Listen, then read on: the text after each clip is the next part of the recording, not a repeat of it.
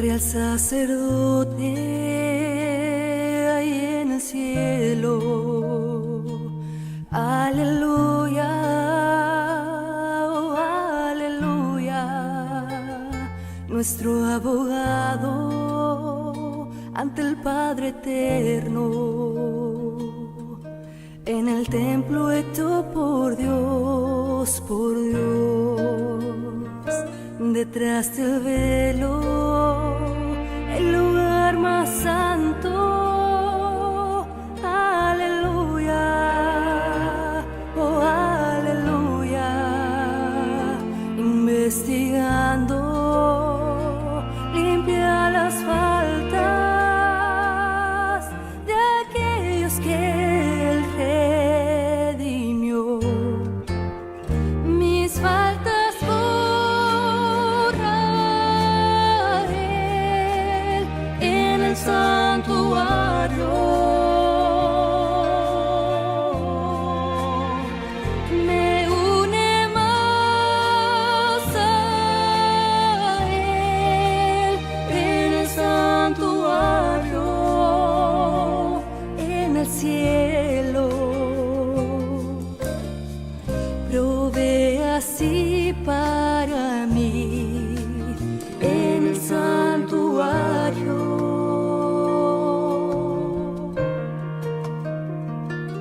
Purifica el templo celeste. Aleluya, oh aleluya, y su venida está preparando a todo aquel que ha sido fiel. Mis faltas borra Él en el santuario. Me une más a Él en el santuario, en el cielo.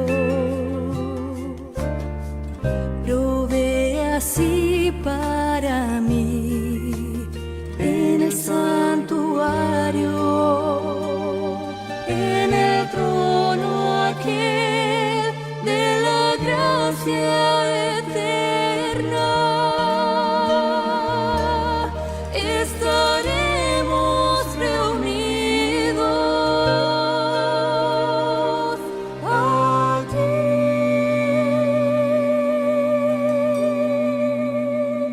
Mis faltas borra Él en el santuario. Me une más a Él en el santuario, en el cielo. Provee así para mí en el santuario, en el santuario, en el santuario.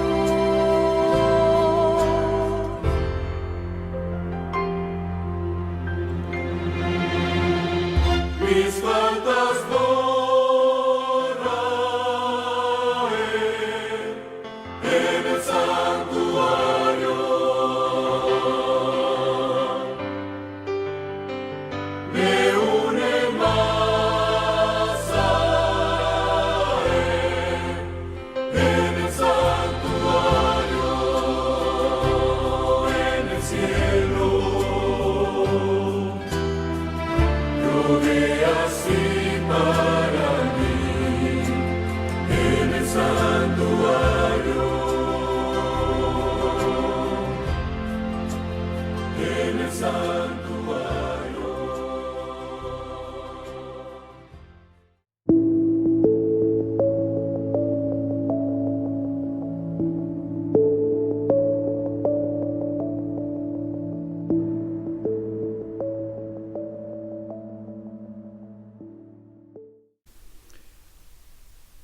buenas tardes, apreciados hermanos. Espero que hayan pasado un día con felicidad. Y ahora estamos aquí en esta semana especial de estudio. Estamos estudiando acerca de nuestro Señor y Salvador Jesucristo. Necesitamos entender lo que Él nos ha dejado. Para ello, siempre que abrimos su santo libro, necesitamos una palabra de oración. Señor Jesús, Padre nuestro que moras en los cielos, queremos que al abrir tu palabra podamos entender claramente lo que tú nos expresas a través de ella. Ayúdanos a comprender el mensaje de esta tarde. Lo rogamos en los méritos y en la gracia de nuestro Señor Jesucristo. Amén. Bien, vamos a estudiar acerca de nuestro Señor Jesucristo como nuestro sumo sacerdote. Cuando hablamos de sacerdote, yo le pregunto, ¿qué es un sacerdote? Bueno, es un hombre dedicado, dedica toda su vida para el servicio de Dios. Ahora, cuando abrimos la Biblia, encontramos el sacerdocio. Dios escogió al hermano de Moisés cuando ellos salieron de Egipto para ir a la tierra prometida, para formar un pueblo especial. Dios escogió al hermano de Moisés, a Aarón, para que fuera el sumo sacerdote y sus hijos para que le ayudaran en el sacerdocio. Se conoce como el sacerdocio levítico del Antiguo Testamento, donde solamente los descendientes de Aarón podían oficiar como sacerdotes. Ninguna otra persona que no fuera de la familia, que no fuera descendiente de Aarón, podrían entrar al sacerdocio. Todos tenían que ser descendientes de Aarón. Pero en el Nuevo Pacto, o lo llamamos el Pacto del Nuevo Testamento, hay un nuevo sacerdocio. Por ejemplo, vamos a buscar en el capítulo 7 del libro de los Hebreos, capítulo 7, vamos a leer el versículo 11 al 14. Miren lo que dice. Hebreos 7, 11 al 14. Si pues la perfección fuera por el sacerdocio levítico, bajo la cual recibió el pueblo la ley, ¿qué necesidad habría aún de que se levantara otro sacerdote según el orden de Melquisedec?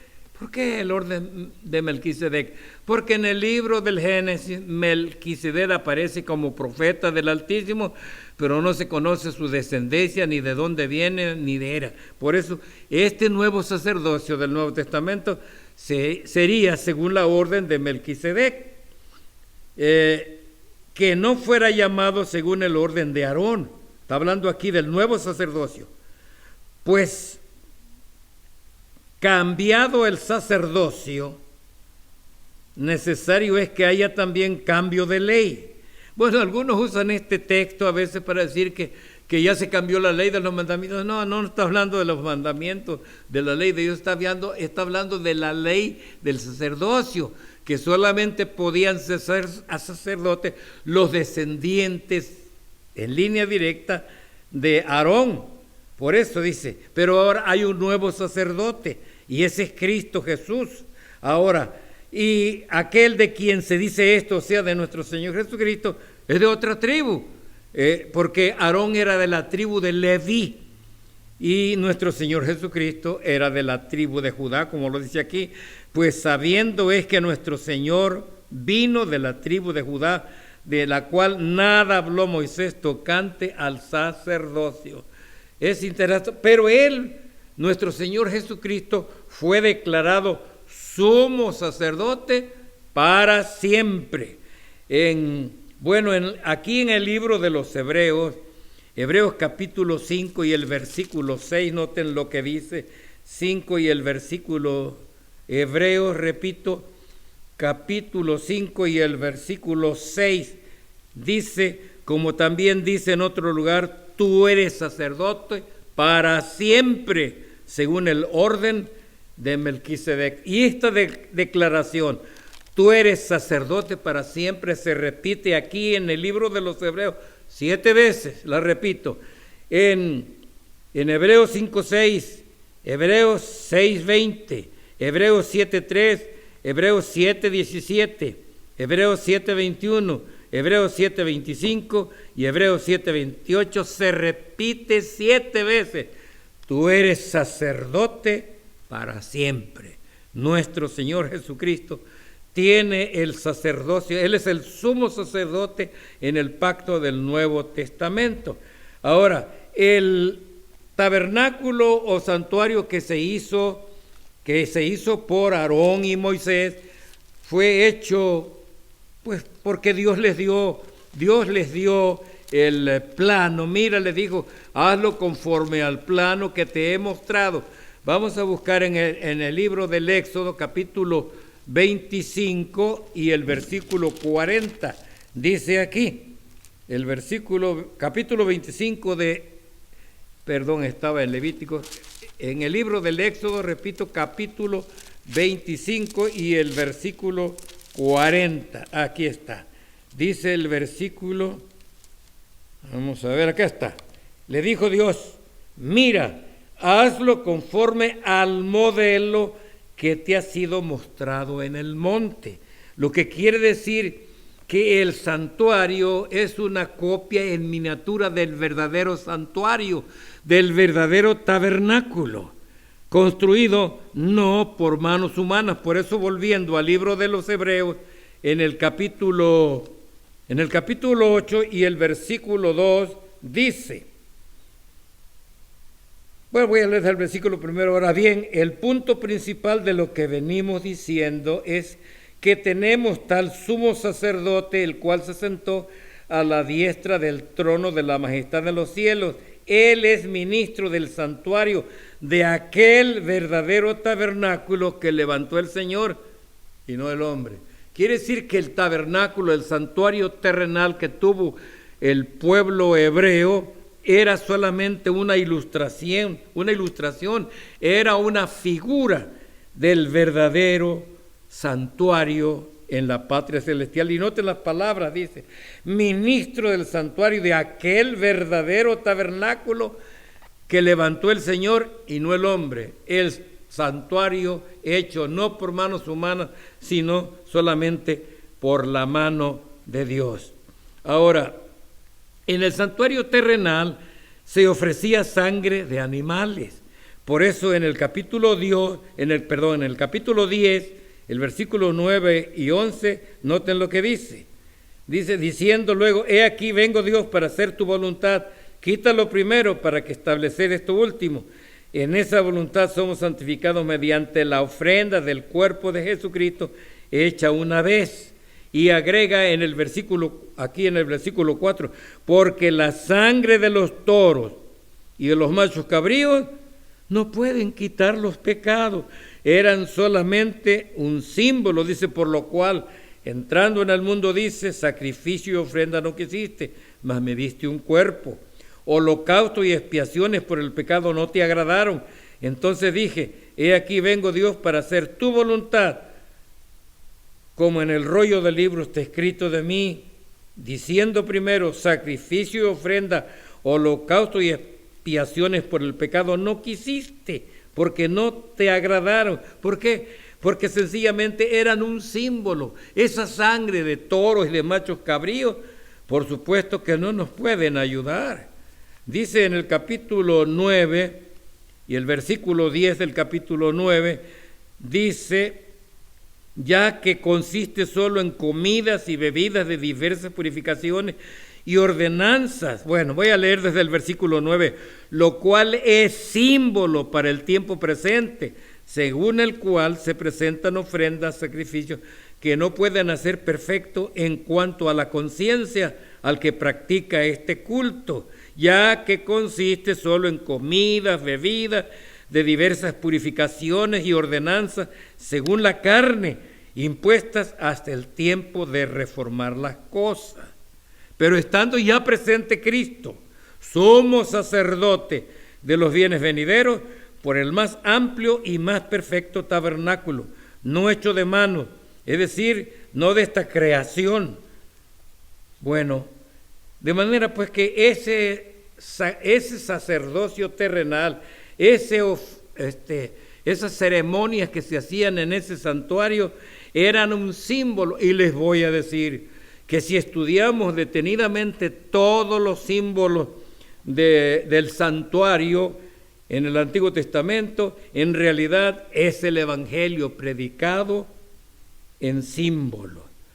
En realidad solo la sangre de Cristo nos puede limpiar. La sangre de estos animales no nos puede limpiar del pecado, era solamente un símbolo. ¿Cuántos años, cuántos siglos el pueblo sacrificó estos animales para ofrecer la sangre? Los pecadores venían, el pecador venía y traía un cordero, por ejemplo, o un animal limpio para ser sacrificado. El pecador ponía las manos en la cabeza del animal y él mismo lo degollaba. Y esa sangre era presentada. Por el derramamiento de esa sangre recibían el perdón, y estaba en la ley escrita: sin derramamiento de sangre no hay remisión de pecados. En realidad, si no se derramaba, como dice aquí en Hebreos capítulo 9, versículo 22, según la ley, o sea, la ley del sacerdocio terrenal, dice: según esta ley, casi todo es purificado con sangre, y sin derramamiento de sangre no hay remisión. ¿De qué era símbolo esos sacrificios, esos animales que eran sacrificados?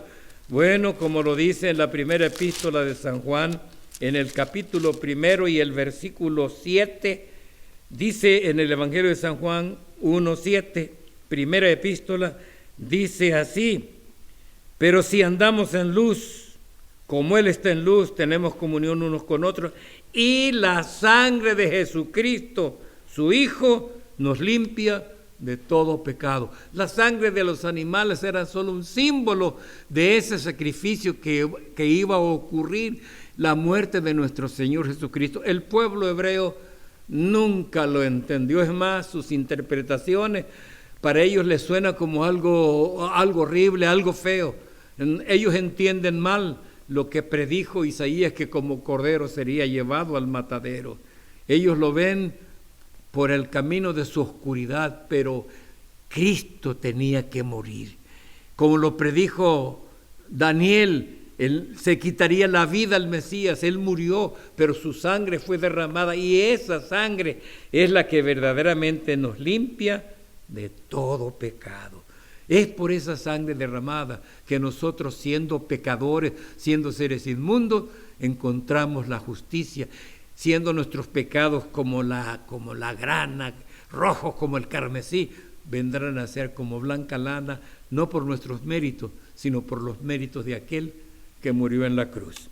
Ahora, debo de decirles que el santuario terrenal tenía dos fases, y así las presenta aquí en el libro de los Hebreos, capítulo 9. ¿Cuáles son esas dos fases? Bueno, el santuario tenía dos departamentos. El primero se llamaba el lugar santo y el segundo el lugar santísimo.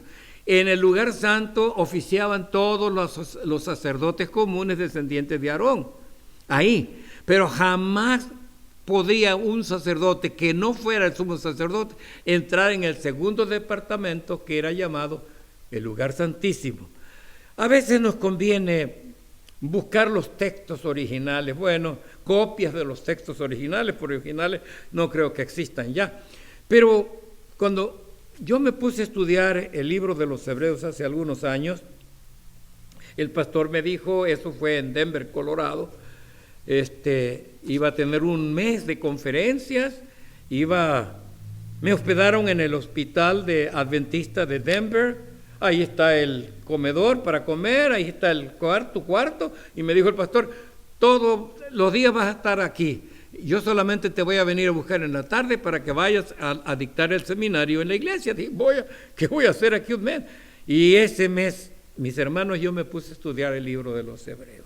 Pero en ese estudio, le pedí al pastor, consígueme un Nuevo Testamento en griego, y le pedí que el comentario adventista que viene siendo el último, donde viene el libro de los Hebreos y algunos otros libros que le pedí que él tenía. Y me puse a estudiar el libro de los Hebreos y yo encontré cosas muy importantes. Bueno, por ejemplo, aquí en el libro de los Hebreos, capítulo 9, dice, ahora bien, dice, el primer pacto tenía ordenanzas de culto y un santuario terrenal Pues el tabernáculo estaba dispuesto así. En la primera parte, o sea, el primer departamento, llamada el lugar santo. La palabra griega en el texto dice tahagis, hagia. La palabra hagia se traduce como santuario del lugar santo. Estaban el candelabro, la mesa, los panes de la proposición. Tras el segundo velo estaba la parte del tabernáculo llamada el lugar santísimo. Y ahora quiero aclararle, la palabra para lugar santo es hagia y para santísimo es hagion en el texto griego.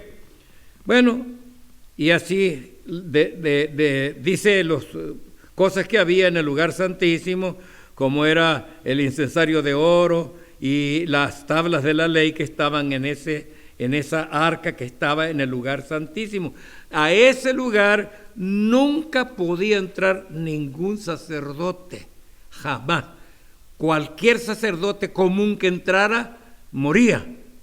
Bueno, nadie entró porque respetaron. Después de la muerte de los dos hijos de Aarón, Nadab y Abiú, que ofrecieron fuego extraño en el santuario, murieron. ¿Por qué? Porque no obedecieron, había leyes estrictas en su ministerio.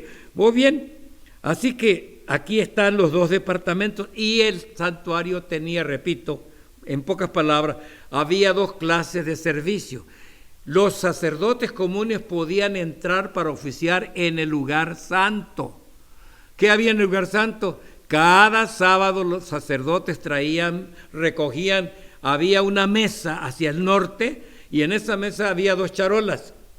Y en una charola se ponían 6 tortas de pan y en la otra charola otras tortas de pan. Enfrente de esa mesa estaba el candelabro y en el centro, pegado a la cortina que dividía el lugar santo del lugar santísimo, había un altar y ahí se quemaba el incienso y el humo salía para ir hacia atrás. Bueno, tanto la mesa como el candelabro como el altar eran símbolos del ministerio de nuestro Señor Jesucristo. Bueno, por ejemplo, ¿por qué cuando condenaron a Esteban, el protomártir? Les voy a recordar esto que es muy importante. Ese protomártir, ¿verdad? Como se registra en las Sagradas Escrituras, ocurrió algo interesante. Cuando él hizo su declaración delante de los judíos porque lo condenaron, hermanos, él de repente dijo: veo los cielos abiertos y veo al Hijo del Hombre a la diestra de Dios. ¡Qué interesante! ¿Por qué había 2 panes en la mesa? Bueno, creo que esos 2 panes representaban al Padre y al Hijo sentados. Por eso es lo que vio Esteban en su visión, porque Esteban dijo: veo los cielos abiertos y veo al Hijo del Hombre sentado a la diestra de Dios, o sea, a la derecha del Padre. De manera que esos 2 panes, recuerden que el Señor Jesucristo en un tremendo sermón que predicó dijo: yo soy el pan vivo que ha descendido del cielo. De manera que esos panes eran símbolos de nuestro Señor Jesucristo. Y enfrente del candelabro, él dijo: yo soy la luz del mundo. Y además, el altar representa la mediación, porque como dice 1 de Juan 2:1, Él es nuestro mediador. Y dice San Pablo en 1 de Timoteo capítulo 2 y versículo 5, hay un solo Dios y un solo mediador, Jesucristo hombre. Hay algunas creencias religiosas, por ejemplo, se hace santos a los hombres por declaración humana. Los santos hombres los llama Dios, los elige Dios, no el hombre. Y cuando uno de estos santos son glorificados, son llevados como altares, esos santos, según ellos, se convierten en guardianes, mediadores. Hay una costumbre muy popular entre la gente que cuando se muere alguien dice: ahora tu mamá te está cuidando desde el cielo. Esas son creencias absurdas que no entran en el conocimiento de las cosas de Dios. Las personas que mueren están muertas, no existen. La Biblia es clara en ese tema. Pero hay gente que cree que el que se muere ahora va a interceder por mí. No, el único mediador El único intercesor es nuestro Señor y Salvador Jesucristo. Por eso en el libro de Eclesiastés, en el capítulo 9, el versículo 10, dice Salomón: todo lo que te viniera a la mano para hacer, hazlo según tu fuerza, porque en el sepulcro donde tú vas no hay industria, ni ciencia, ni sabiduría. Esto es importante. Bueno, volviendo al libro de los Hebreos, hay un texto. Cuando me puse a estudiar allí en Denver, el libro de los Hebreos, encontré que hay una traducción amañada. ¿Qué quiero decir con una traducción amañada? Lamentablemente, el mensaje adventista que trajo luz en la doctrina del santuario y especialmente en la doctrina de los 2300 días, que es una profecía muy importante, pero no la estamos tocando ahora. Entonces, el mundo, o sea, los eruditos no aceptan esa doctrina y han hecho una traducción amañada del versículo 12. Leamos el versículo Hebreos capítulo 9, versículo 12. Hablando del ministerio de Cristo como sumo sacerdote en el santuario celestial. Dice: pero estando ya presente, dice el versículo 11, estando ya presente Cristo, sumo sacerdote de los bienes venideros, por el más amplio y más perfecto tabernáculo, no hecho de manos, es decir, no de esta creación. Y dice el versículo 12, no por sangre de machos cabríos, ni de becerros, ni por su propia sangre entró una vez para siempre en el lugar santísimo, habiendo obtenido eterna redención. Y creo que esta traducción de que Cristo entró en el lugar santísimo del santuario celestial cuando Él murió es un error. ¿Por qué? Porque si fuera en realidad que entró al lugar santísimo aquí, la palabra griega sería hagia, hagión, o ton agión, como dice en el versículo 8, cuando se habla del lugar santísimo. Sin embargo, allí mismo en Hebreos capítulo 9, versículo 24, notemos lo que dice: porque no entró Cristo en el santuario hecho por los hombres, figura del verdadero, sino en el cielo mismo, para presentarse ahora por nosotros a Dios. Voy a volver a leerlo: porque no entró Cristo en el santuario. Y la palabra es tahagia. Entonces, y la misma que está en el versículo 12, tahagia. ¿Por qué tradujeron que entró en el lugar santísimo? Es una traducción amañada. Hermanos, a veces los textos originales, como es el griego en el Nuevo Testamento, nos ayuda a entender la verdadera doctrina. Hermanos, la doctrina del santuario es una de las doctrinas más hermosas que nos revelan el ministerio de nuestro Señor y Salvador Jesucristo. Ahora hay algo muy importante. En el capítulo 9 de Hebreos dice, bueno, es lo que estoy explicando, el versículo 12, ¿verdad? Pero hay algo muy importante aquí también en el capítulo 9, versículo 16 y 17, dice: donde hay testamento, es necesario que conste la muerte del testador, porque el testamento con la muerte se confirma, pues no es válido entre tanto que el testador vive. Y esta es una ilustración muy importante. Ustedes saben lo que es un testamento, o como se dice en inglés, un will, ¿verdad? El testamento lo redacta uno. Si una persona que tiene bienes, propiedades, casas o negocios, esa persona hace su testamento, y en su testamento dice qué se va a hacer con sus propiedades. Ahora, mientras está vivo el testador, pues no hay nada que hacer. Pero cuando el testador se muere, entonces el testamento entra en acción.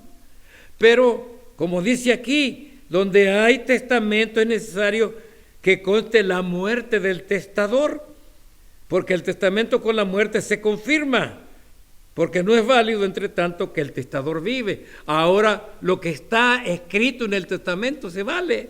Amigos, ¿dónde hay un texto de las Sagradas Escrituras que ahora nosotros tenemos que observar otro día, como dice en el capítulo 9, versículo, cuando dice, allá en el capítulo 4, el versículo 9 dice: si Josué les hubiera dado El sábado no habría después otro día. Por tanto, queda un sabatismo para el pueblo de Dios, o sea, un guardar del sábado. ¿Por qué ahora hablan de otro día? En el Testamento no dijo cuando yo me muera, ya no van a guardar el sábado, van a guardar el domingo. Amigos, la observancia dominical es falsa, no entra en el testamento que nos dejó nuestro Señor y Salvador Jesucristo. Ahora recuerden que la ley fue escrita, como dice en la segunda carta a los Corintios, capítulo 3 y versículo 3, Pablo dice en este texto que nosotros somos cartas abiertas, no escritas con tinta, sino con el Espíritu de Dios. Ahora, aquí que estamos estudiando Hebreos en el capítulo 10 y el versículo 16, noten lo que dice. El Espíritu Santo, ¿quién? El Espíritu Santo nos atestigua lo mismo, porque después de haber dicho, este es el pacto que haré con ellos, después de aquellos días, dice el Señor, pondré mis leyes en sus corazones y en sus mentes las escribiré. Por eso San Pablo en 2 de Corintios capítulo 3 versículo 3 dice que nosotros somos testigos escritas no en tablas de piedra, sino en la carne del corazón. En el pacto del Nuevo Testamento, Dios quiere escribir esos mandamientos, no en tablas de piedra que representan el corazón duro y engañoso, como dice Jeremías, falso y engañoso es el corazón. ¿Quién lo conocerá? En el pacto del Nuevo Testamento, nuestro Señor Jesucristo quiere escribir sus mandamientos en la mente y en el corazón. Por eso, en una de las joyas literarias de la Biblia, el Salmo 119, que yo siempre he admirado en el hebreo, porque en la traducción se pierde. Hermanos, en el hebreo es un acróstico de 26 párrafos de 8 versos, cada letra del alfabeto, comenzando con el Aleph, que es la primera letra del alfabeto. Por eso, si usted lee los primeros 8 versículos, puede ver que todos comienzan con Aleph. Luego los otros versículos que siguen, Bet, Gimel, hasta llegar a la Tau. Es una belleza literaria que lamentablemente en la traducción esa belleza se pierde, ese poema se pierde. ¿Y qué dice el Salmo 119, el versículo 9? Es una pregunta: ¿con qué limpiará el joven su camino? Y en el versículo 11 está la respuesta: con guardar tu palabra. El mejor remedio para nuestros jóvenes es el conocimiento de su ley, de la Sagrada Escritura, hermano. Por eso nosotros llamamos Biblia, los judíos le llaman Torah o Torah, que quiere decir ley, el libro de la ley. Este libro es el mejor remedio para nuestros jóvenes. ¿Con qué limpiará el joven su camino? Con los escritos sagrados de este libro. Cuando educamos a nuestros hijos desde niños, cuando aprenden sus primeras palabras, los educamos con este sagrado libro, nunca se apartará del camino correcto. O como dice el sabio Salomón, hermanos, Proverbios 22:6, instruye al niño en su camino, instruyéndole con las sagradas escrituras, y aunque sea viejo, nunca se apartará de él. Hermanos, la Escritura nos da el camino de la verdad, el camino de las Escrituras. Cristo en este nuevo pacto es nuestro sumo sacerdote.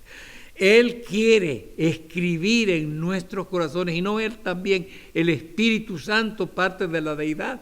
El Espíritu Santo quiere escribir esa ley, como dice aquí en el versículo 15 y 16 de Hebreos capítulo 10. El Espíritu Santo nos atestigua lo mismo, porque después de haber dicho, este es el pacto que haré con ellos después de aquellos días, dice el Señor, pondré mis leyes en sus corazones y en sus mentes las escribiré. Hermanos, esos mandamientos que en el pacto antiguo fueron escritos en tablas de piedra, en el pacto del Nuevo Testamento, el Espíritu Santo quiere escribir esos mandamientos en nuestra mente y en nuestro corazón. Bueno, voy a recordar algo que ya mencioné en el libro de los Hechos de los Apóstoles de Cristo por el escritor San Lucas, En el capítulo 7 quiero recordarles esto que es muy importante. Capítulo 7, el versículo 55 y 56. A ver, aquí está, capítulo 7, versículos 55 y 56. Dice el versículo 55, pero Esteban, lleno del Espíritu Santo, ¿lleno de qué? Lleno del Espíritu Santo, puesto los ojos en el cielo, vio la gloria de Dios y a Jesús que estaba a la diestra de Dios. Y dijo, veo los cielos abiertos y al Hijo del Hombre que está a la diestra de Dios. Luego Dios se tapar los oídos, se horrorizaron. Pero qué visión tuvo el primer mártir de la iglesia cristiana, Esteban. Él vio en los cielos abiertos a nuestro Señor Jesucristo a la diestra de Dios. Es decir, cuando Cristo ascendió a los cielos, ascendió como nuestro sumo sacerdote, oficiando primeramente en el lugar santo, en el primer departamento donde lo vio Esteban. Pero hubo un momento cuando él tuvo que penetrar en el lugar santísimo. Y según las profecías de Daniel, según Daniel 8:14, hasta 2300 tardes y mañanas, o sea, hasta un periodo largo, el Señor Jesucristo entraría a oficiar en el lugar santísimo donde está su santa ley. ¿A qué entró?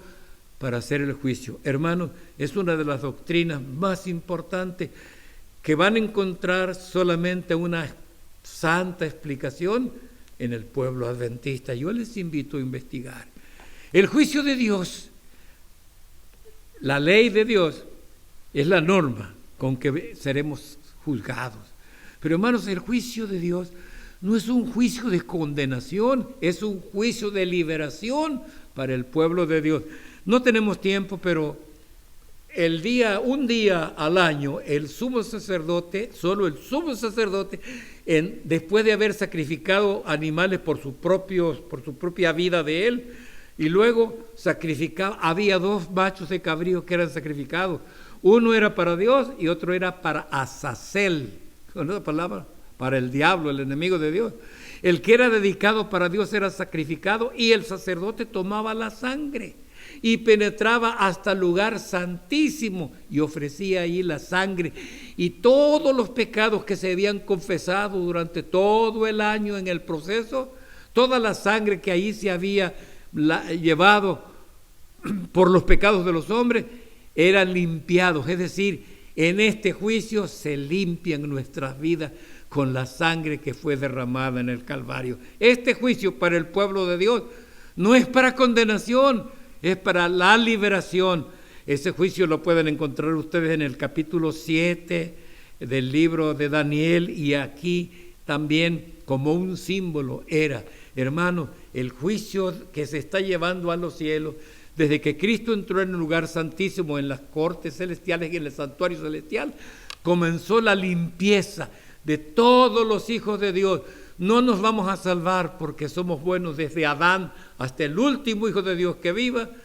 Seremos juzgados, pero seremos liberados. Los pecados, todos por esos pecados pagó Cristo en la cruz del Calvario. Amigo, si tú has aceptado a Cristo como tu Salvador personal, en el juicio de Dios no serás hallado culpable.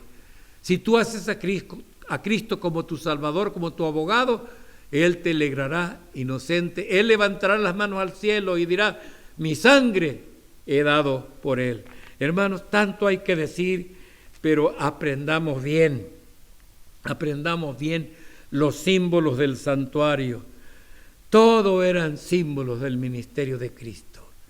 Te invito para que investigues, para que estudies y que aprendas bien la doctrina del santuario, hermano. Satanás es el verdadero culpable de todos los males. ¿Se acuerdan que Cristo dijo cuando lo querían matar los judíos? Dijo, vosotros de vuestro padre el diablo sois. Él ha sido homicida desde el principio. O sea, la muerte de Abel por su hermano Caín fue planeada por la mente satánica, por el enemigo de Dios. El que Eva haya probado la fruta prohibida fue instigada por este ángel que se rebeló contra Dios. Y ahí también un tema que algún día debemos estudiar paso a paso. Pero hermanos, Cristo ha muerto. Cristo pagó la deuda de todos aquellos que lo aceptemos como Salvador personal. ¿Eres pecador? Acércate a Él. Jamás va a rechazar a un solo pecador. ¿Acaso rechazó a la mujer adúltera? Solamente la libró y le dijo, vete y no peques más.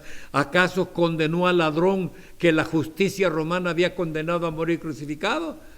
Él le prometió ese día, estarás conmigo en el paraíso. Hermanos, el paraíso donde no quisieron entrar algunos por causa de desobediencia, entraremos todos los que con sinceridad y de todo corazón aceptemos a nuestro Señor Jesucristo como Salvador personal. Hermano, no necesitas tú conocer griego ni hebreo, solamente estudia las Escrituras y cada tema te va a ser claro, claro como un vaso de agua. Que esa agua que representa la verdad entre en tu cuerpo y satisfaga todas tus necesidades. Que Cristo penetre en su vida y sea Él no solamente tu Salvador, sea tu sacerdote, el que toma tus oraciones y las presenta y las santifica con su sangre derramada en el Calvario.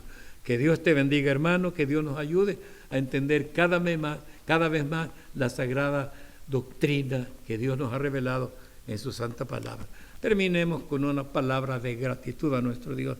Señor, te damos gracias porque en este sagrado libro, tu Biblia Santa, nos has revelado todas las cosas. Hemos aprendido el ministerio de nuestro Señor Jesucristo, ahora en los cielos como sacerdote, como juez, que no está para condenarnos, sino para salvarnos, para ofrecernos su sangre preciosa a cambio de nuestros pecados.